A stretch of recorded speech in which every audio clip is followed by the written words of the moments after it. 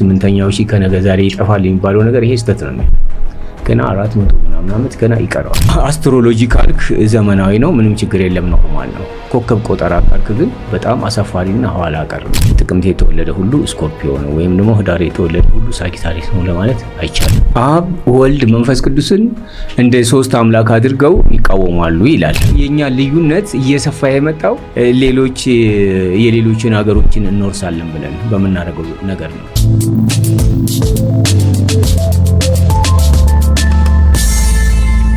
አስትሮሎጂ ጥምረት በባልትና ሙያ ይመሰላል። በአብዛኛው ጊዜ ነገሮችን ወይም ደግሞ በሙዚቃ መሳሪያ ተጫዋች ይመሰላል። መቃኘት ያስፈልጋል። አንድ ሰው ዝም ብሎ ክራሩን አንስቶ ወይ ጊታሩን ወደ ሙዚቃ አይገባም።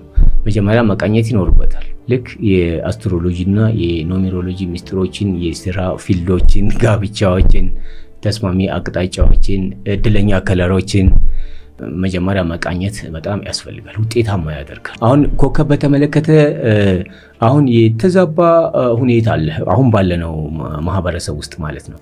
የልደት ቀንን ኮከቤ ነው ብሎ የሚያምኑ ሰዎች አሉ። እሱ ስህተት ነው የሚሆነው። ምክንያቱም ጎርጎሪዎስ የሚባል ሰው የሮማ ቤተክርስቲያን አስተዳዳሪ የነበረ ጎርጎሪዎስ የሚባል ሰው የስነ ከዋክብት ሊቃውንቶችን አሰባስቦ ባደረገው ሙከራ ነው። ይሄ ጥቅምት ተወልጃለሁ፣ ስኮርፒዮ ነኝ፣ ህዳር ሳጂታሪስ ነኝ ምናምን ሐምሌ ከሆንኩኝ ሊዮ ነኝ። ይሄ ስህተት ነው የሚሆነው። ይሄኛው ስሌት ምንድነው? የዓለም ፍጻሜ ራሱ በአውሮፓውያኖች አቆጣጠር በ2000 ነው ብለው ነበር። ምናልባት የምታስታውስ ከሆነ በእኛ 92 የዓለም ፍጻሜ ነው ተብሎ ነበረ። የዓለም ህዝብ እንዲሁ ቁሞ ነው ያደረው። ገና 400 ምናምን ዓመት ይቀረዋል ገና ነው ብላ ተኝታ ያደረችው ኢትዮጵያ ብቻ ነች። እና ያ በጣም የሚገርመኝ ነገር ነው። አሁን እንደሚሉት ወቅቱ ደርሷል ምናምን 8ኛው ሺህ ከነገ ዛሬ ይጠፋል የሚባለው ነገር ይሄ ስህተት ነው የሚሆነው። ገና 400 ምናምን ዓመት ገና ይቀረዋል። እና ኢትዮጵያ በ92 በእኛ በአውሮፓዎቹ ደግሞ ሚሌኒየም በሚባለው ሰዓት ገና ነው ብላ ተኝታ ያደረችው ኢትዮጵያ ብቻ ነች ማለት ነው። የኢትዮጵያኖች አቆጣጠር ከሀ እስከ ፐ ያሉት ፊደሎች በስተጀርባቸው ተተካኪ ቁጥር አላቸው። ዋው! ሀ አንድ ቁጥር ነች፣ ፐ 800 ቁጥር ነች ማለት ነው። ይሄ አስትሮሎጂ ነው። ይሄኛውን ነገር ኳልኩሌት አድርገህ ካላገኘው በስተቀር የተወለድኩት ጥቅምት ነው፣ በጥቅምት ወር ውስጥ አሁን ለምሳሌ 12 ልጆች ቢወለዱ አንድም ስኮርፒዮ ላይ ኖር ይችላል፣ ወይም ደግሞ ሐምሌ ላይ ወይም ነሐሴ ላይ 12 ልጆች ቢወለዱ በዛ ወር አንድም ቪርጎ ወይም ደግሞ ሊዮ ላይኖር ይችላል። ትክክል ነው። በእስልምናም ሃይማኖት ሆነ በኦርቶዶክስ ሃይማኖት ይሄ የቁጥር ቋንቋ ዋነኛውን ድርሻ ይዘዋል እንጂ አሁን የልደት ቀን ለምሳሌ እኮ የምዕራባውያኖቹ የስሌት ጠቅላላ ከኛ የተወሰደ ነው፣ ኮፒ ተደርጎ ነው። ግን አተረጓጎም ላይ ለምሳሌ ስኮርፒዮ ጥቅምት ይወለዳል አይደለም፣ ጥቅምት ይሾማል ወይም ደግሞ ጥቅምት ጎልቶ ይታያል ይጋለጣል ሊሆንም ይችላል። ሊዮም ሐምሌ ላይ ለምሳሌ ስኮርፒዮ ጥቅምት ላይ ብቀላ ነው የሚያስበው እስካሁን ለደረሰበት። እንግዲህ ጥቅምት ላይ ለመበቀል ይነሳሳል፣ ግን ጥቅምት ላይ ደግሞ ያመዋል። እና ይሄ ሲስተሙ ምንድነው? 13ኛው 12 ከዋክብቶች 12ቱ ባህሪያት 12ቱ ደቀ መዛሙርት ይባላል አይደል? በእናንተ 13ኛው ራሱ ጌታችን ነው፣ ራሱ ፈጣሪ ነው፣ ራሱ አላህ ነው። እና የ12ቱን ድክመትና ጥንካሬ የሚጠግንበት የራሱ የሆነ ሲስተም አለው። የኤሪስን ችኮልነት፣ የታውረስን ግትርነት፣ የጄሚኒን ቅብጥብጥነት፣ የካንሰርን ስግብግብነትና ፍርሃት፣ የሊዮን ዘለፋ፣ የቪርጎን ውሃ ቀጠነ ወቀሳ፣ የሊብራን ማመንታት የመወሰን ችግር ማለት ነው፣ የስኮርፒዮን በቀል፣ የሳጂታሪስን ልድፍ አነጋገር፣ የካፕሪኮርንን ቅዝቃዜ ድብርት፣ የአኳሪየስን ደግሞ ቺኮነት ቺኬ ማለት ጸባይ፣ የፓይሲስን አይናፋርነት የሚቆጣጠርበት የራሱ የሆነ ሲስተም አለው። ለኤሪስ ብሩህ አእምሮ ሰጥቶታል። ለታውረስ ጥንካሬን ጽናትን ሰጥቶታል። ለጀሚኒ ሁለገብነትን፣ ለሊዮ ፍቅርና ችሎታን ሰጥቶታል። ለቪርጎ አለማበላለጥን፣ ለሊብራ ፍትህን፣ ለስኮርፒዮ ጥልቅ እውቀትን፣ ለሳጂታሪስ ጽናትን ወይም መከራቻይነትን፣ አኳሪየስ ትንቢትን፣ ለፓይሲስ ደግሞ ምንድነው ብሩህ አእምሮ ሰጥቷቸዋል ይላል። 13ኛው የእያንዳንዳችንን ጥንካሬና ድክመት የሚቆጣጠርበት የራሱ የሆነ ስልት አለው። ጥቅምት ላይ ስኮርፒዮ ይሾማል ወይ ጎልቶ ይታያል ወይም ይጋለጣል ሊሆን ይችላል። ብቻ የሰራው ነገር በስኮርፒዮ ለምሳሌ ብዬ ነው ስኮርፒዮ ያነሳሁት። በዛ ወር ላይ እያንዳንዱ ኮከብ ጎልቶ የሚታይበት ወይ የሚጋለጥበት እንጂ የሚወለድበት አይደለም። ሐሳበ ልደት የሚባለው ነገር እነሱ ደግሞ ያንን ሐሳበ ልደት የሚባለውን ወዲያውኑ ላፍ አድርገው ስኮርፒዮ ጥቅምት ይወለዳል፣ ህዳር ደግሞ ሳጂታሪስ፣ ታህሳስ ካፕሪኮርን እያሉ የ12ቱን ከዋክብቶች ስያሜ አስቀመጡ። ከዛ ሰፊ ትንታኔ አድርገዋል። በእያንዳንዱ ኮከብ ላይ የተተነተነው ትንታኔ ትክክል ነው፣ ይሄኛው ኮፒ ስለሆነ ማለት ነው። ግን ያኛው የልደት ቀን አድርገው ነው ያሰቡት። በዛኛው የልደት ቀን ራሱን የቻለ ሌላ ባህሪ አለ፣ ሌላ ተሰጥኦ አለ፣ ሌላ ተልእኮ አለ እንጂ ጥቅምት የተወለደ ሁሉ ስኮርፒዮ ነው ወይም ደግሞ ህዳር የተወለደ ሁሉ ሳጊታሪስ ነው ለማለት አይቻልም። ያ የእነሱ ስህተት ምንድን ነው? ይሄኛው የልደት ቀን አድርገው ወዲያውኑ በዛ ነው እንዳለ ጉግል ላይ ምን ላይ የሚጫኑት እሱን ነው። እሱ ስለሆነ አሁን ጥቅምት የተወለደ ሁሉ ስኮርፒዮ ነኝ እያለ በሌላ እንትን ላይ በሌላ ቦታ ላይ የተነተንኩት አንድ ነገር አለ። ለኤሪስ ዳይመንድ ወይም ደግሞ ሲትሪን ይስማማዋል። ለታውረስ ደግሞ ኤሜራልድ ይስማማዋል። ለጀሚናይ ጋርኔት ይስማማዋል። ለካንሰር ፐርል ይስማማዋል። ለሊዮ ደግሞ ሩቢ ወይም ፔሪዶት። ለቪርጎዎች ሳርዶኒክስ የሚባለው የድንጋይ ዝርያ ይስማማቸዋል። ለሊብራ ፋየር ይስማማዋል። ለስኮርፒዮ ኦፓል፣ ለሳጊታሪስ ቶፓዝ፣ ለካፕሪኮርን ደግሞ ጋርኔት፣ አኳሪስ ቶርኳይዝ ወይም አኳማሪን፣ ለፓይሲስ ሙንስቶን ወይም ብለድስቶን። ሰኔ 27 የተወለዱ ሁሉ ካንሰሮች አይደሉም። ከሀ እስከ ፐ ያሉት ፊደሎች ተተካኪ ቁጥር አላቸው። በፊደሉ ጀርባ ያለው እሱ መፈተሽ አለበት። ካንሰር ከሆነ ለምሳሌ ተፈትሾ ካንሰር ከሆነ ባለሙያ ነው እንግዲህ ይሄንን ነገር ለምሳሌ አሁን ዶክተር ረዳስ ኳኩሌት አድርጎ አንተን 8ኛው ነው ብሎ አግኝቶታል አይደል? 8 ነው ብሎኛል። 8ኛው ከሆንክ ስኮርፒዮ ነህ። ስኮርፒዮ ወይም 8ኛው ኮከብ አቅራቡሃ ነው። አቅራቡሃ ከሆንክ ደግሞ የሚስማማ ስምህ እና የአባት ስም ኳኩሌት ተደርጎ 25 ቁጥር መምጣት አለበት።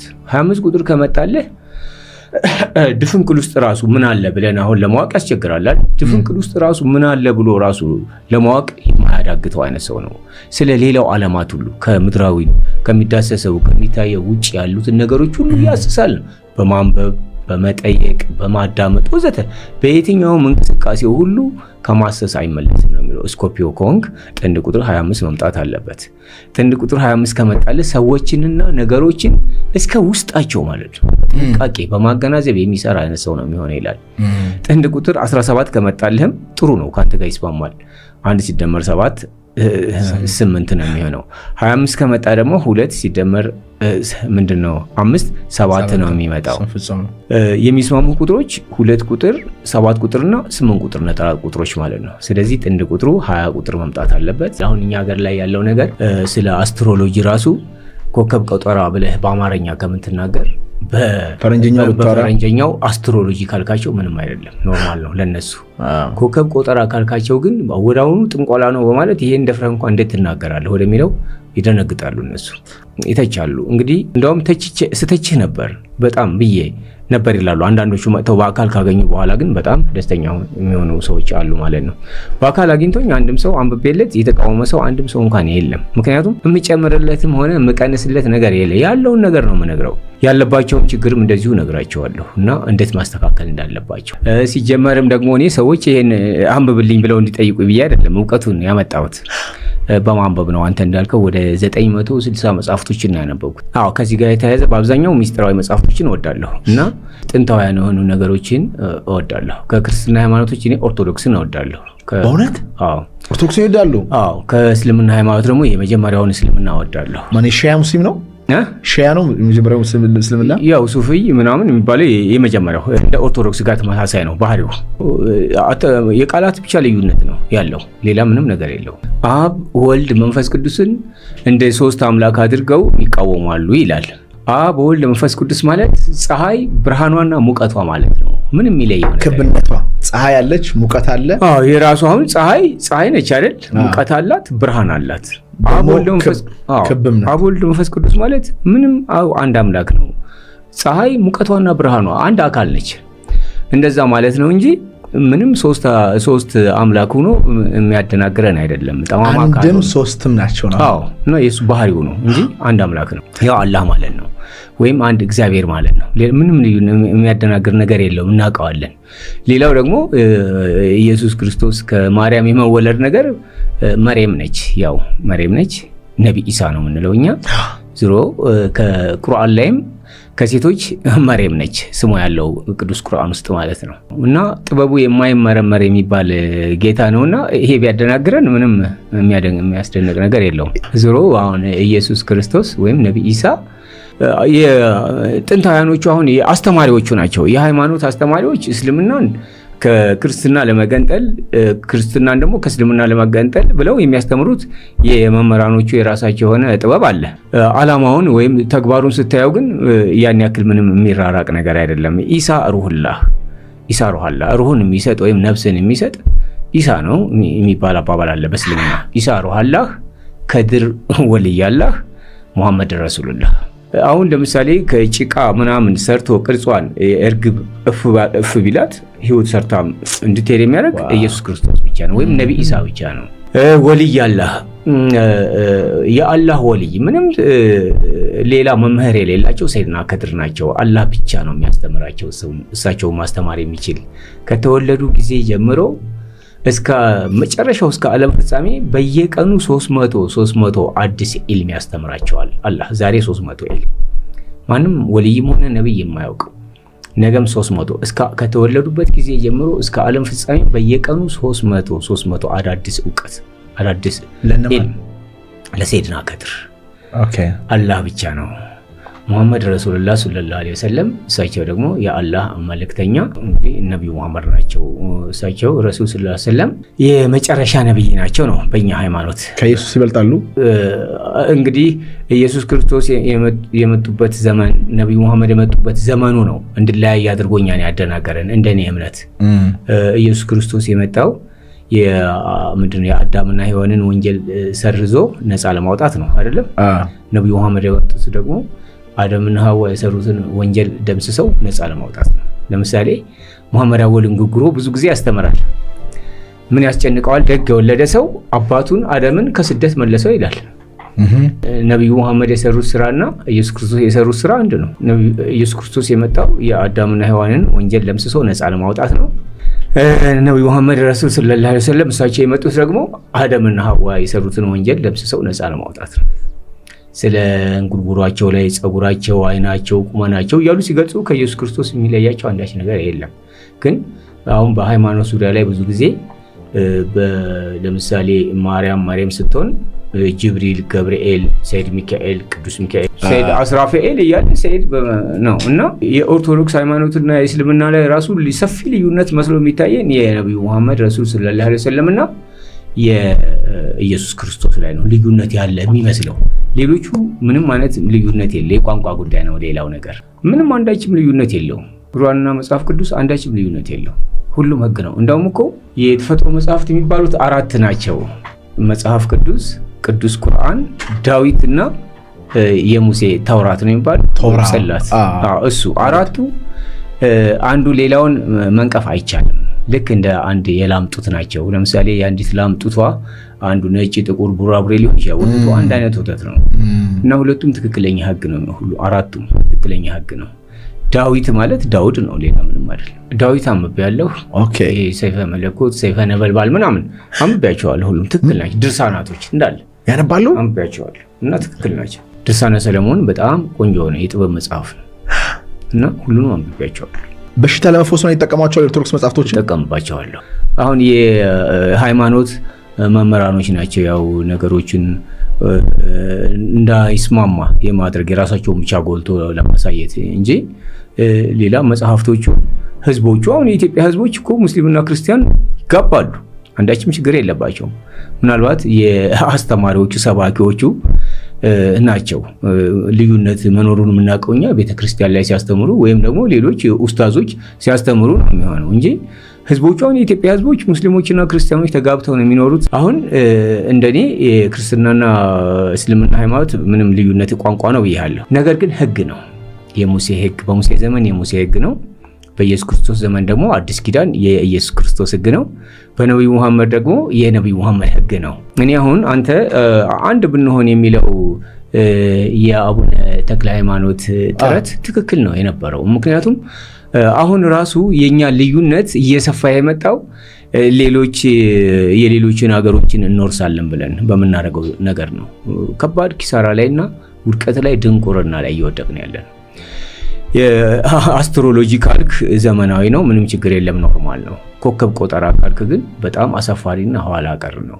ይሄ ብቻውን ራሱ ያለው ልዩነት ይበቃናል። እና እነዛ ጥንታውያኖች ጠቢባኖች ለምሳሌ በዳመና ከአንዱ ወደ ሌላው ሀገር ዕቃ ጭነውበትም ይጓጓዙ ነበር። አሁን በአውሮፕላን ነው ምንጭ ነው።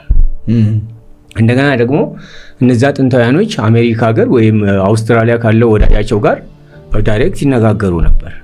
እኛ ደግሞ የግድ በስልክ ካልሆነ ወይም ስልክ ቁጥሩን ካላገኘን እንዲሁ ተለያይተን መቅረታችን ነው የሚሆነው። እና አሁን ጥንታውያን ኢትዮጵያውያኖች ጥንታውያን መጽሐፍቶቻቸው ራሱ እስኪ ወይ ሌላ ጊዜ በደንብ ማስታወሻዎቹን ጽፌልህ አመጣልህ እችላለሁ። እንግሊዝ ስንት መጽሐፍቶችን ወስዳብናለች በሃይማኖት ሽፋን። አሜሪካ ስንት መጽሐፍቶችን ወስዳብናለች በሃይማኖት ሽፋን። ማነች ጣሊያን፣ ግሪክ ስንት መጽሐፍቶችን ወስደውብናል። ታዲያ እነዚህ ጥንታውያኖች ያስቀመጡልን ቅርስ የኛ ቅርስ የዚህ ትውልድ ቅርስ አባከን ነው እንጂ እኛ በመማራችንና ወይም ደግሞ ሰለጠን ባልን ቁጥር ምንድነው ያበረከትነው ነገር ሀገራችንንም እኛንም ኪሳራ ላይ ነው ይሄ የጣልን ያለ ነው። ይህንን የተጠቀሙበት ሲስተም ደግሞ እነሱ ምን መሰለህ፣ አንደኛ የኛን ጥበብ በማጣጣል ነው፣ ኋላ ቀር በማድረግ ኋላ ቀርና ባላገርነት ጥንቆላ ነው። አሁን እኮ እኛ ጥንቆላ የሚለውን ቃል እኮ እንደምንፈራው እያንዳንዱን የሚጠይቅን ጋዜጠኛ ጥንቆላን ይሄ ጥበብን ጠቅላላ ጥንቆላ ነው ብለህ እመንልን በሚል ነው የሚታገሉኝ እያንዳንዶቹ ጋዜጠኞች ማለት ነው።